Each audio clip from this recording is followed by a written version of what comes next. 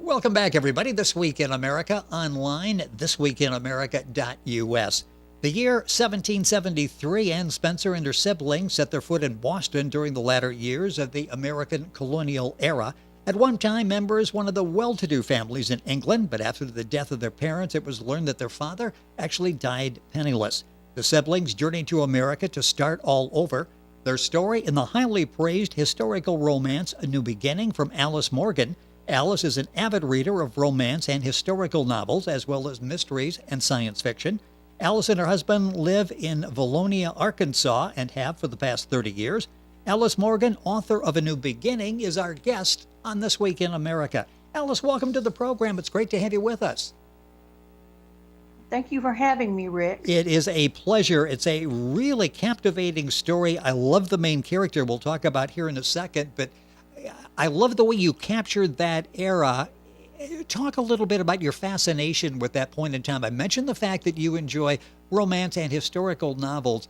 It sounds like from the research you've done, you really got a fascination with that era in our history. I've always liked the American Revolution and how it came about. I'm a former Marine, so I've always been interested in our country and how we came to be, and hopefully people will have the same reaction to my book and they'll read it. You know, and they really should, because it's a great story, but set in the background of that era. I mentioned 1773 and all that's going on in the country, what was happening in England, and she comes over here. Let's talk about the lead character, Anne Spencer. I love her. What a strong, independent woman. You're rooting for her right from the beginning. Give us a little bit of background on her. Well, she has a strong family connection with her siblings, and her fiancé had decided not to continue with the engagement because they were penniless.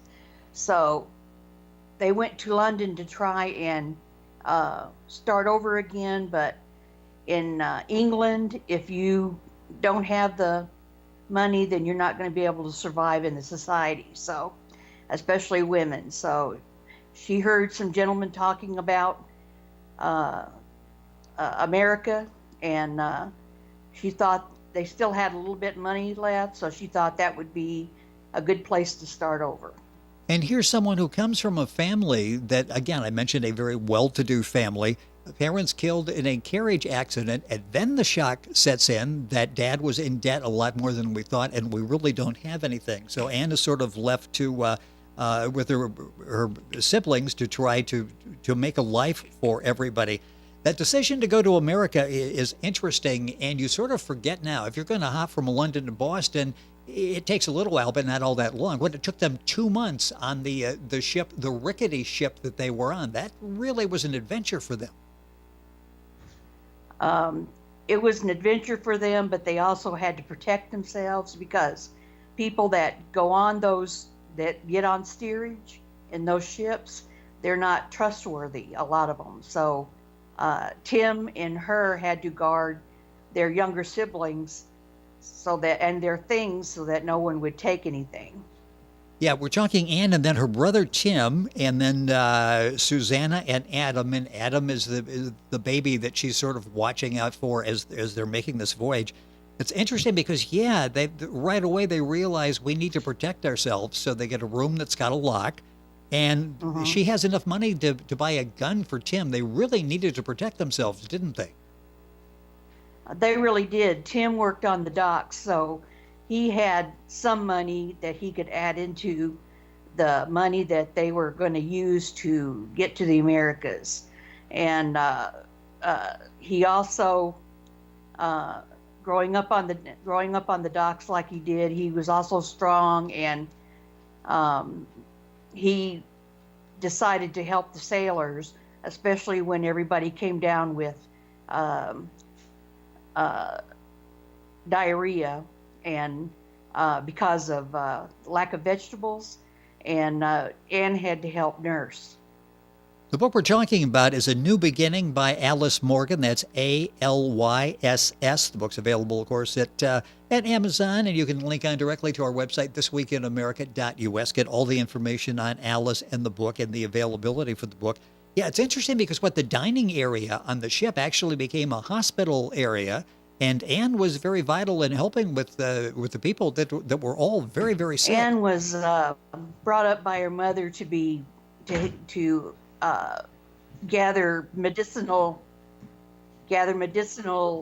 herbs in order to treat various ailments, one of them being diarrhea, and she carried her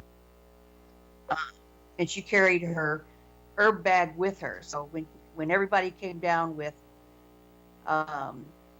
diarrhea, then she started treating everybody with her homemade potions to get everybody through it.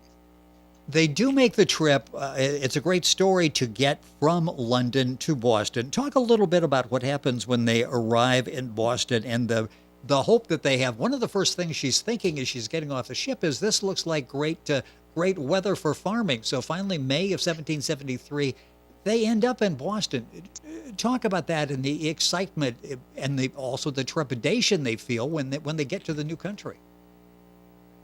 Well, she came off the ship, and the first thing they had to do was find somewhere to live. So they rented a place that was just one room in order to have a place to stay. And then her and Tim went out and got jobs. She became a barmaid, and her brother found a job with Benjamin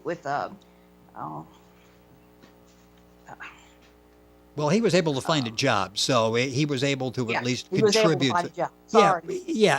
As he gets to this country, so it makes it a little bit easier. She has a problem at the inn. Again, this was back in 1773. She's a very strong woman. Someone comes up and touches her, and violates her space.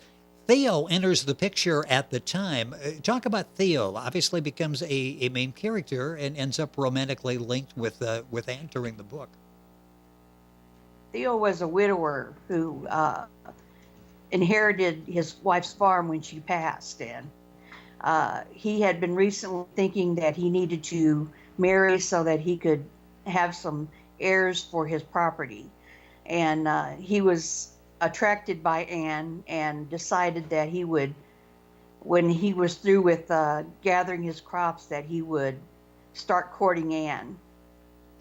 And during this time when Anne has an encounter with an English officer, and she resists, and he puts out some rumors about her, Theo sort of came, and she loses her job. Theo came to her rescue, to her aid at that point, didn't he? Yes, he did. He always intended to marry her eventually. It was just moved up because of the situation she was in. So he married her and brought her whole family to his plantation, and they settled in to married life. Yeah, and the whole story you'll read, and it's a captivating story, a moving story, and A New Beginning by Alyss Morgan, our guest on the program. Again, I mentioned what was going on politically during this time. Theo's involved in what sort of a secret society. He's friends with Samuel Adams. There's still a lot going on politically, right, between what's happening here, London, everybody's picking sides. This was a difficult time during that period. That was a flashpoint for the American Revolution. Theo was a member of the Boys of Liberty, and they had their tea party, and the English didn't like it, so they sent troops into Boston and instituted martial law. So a lot of the English soldiers had to bunk in with a lot of the Americans that were involved in trying to free themselves from the British. The book is A New Beginning by Alyss Morgan, and you've got romance and you've got history. Let's talk about the historical part of that. How was the research for this? How much time did you spend in going back and sort of reliving that area? Because as I'm reading it, I feel like I'm there.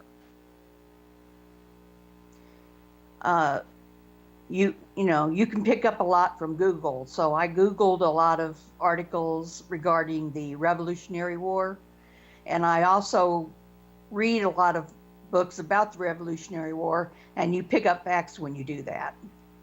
And you do a nice job of tying that all together along with developing the characters. And talk about that, developing the characters. When you start off and you're writing this book, did you pretty well define before you started who these characters are, or did it sort of evolve? Sometimes you talk to authors and they've got a pretty strict outline. This is who this character is. Now I'm going to fit them in the story.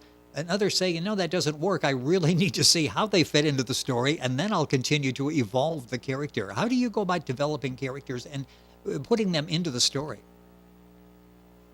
I I evolve them.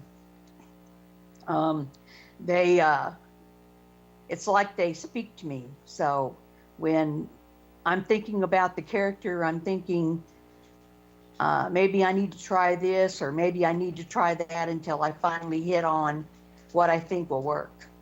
And then once you do that, and it's interesting as we see the characters evolve and develop during the course of A New Beginning, you've got the dialogue. And talk about working that dialogue in where it adds to the story, it moves the story along, but it doesn't like hold the story back. You do a nice job of just enough dialogue that we understand these people and it advances the story.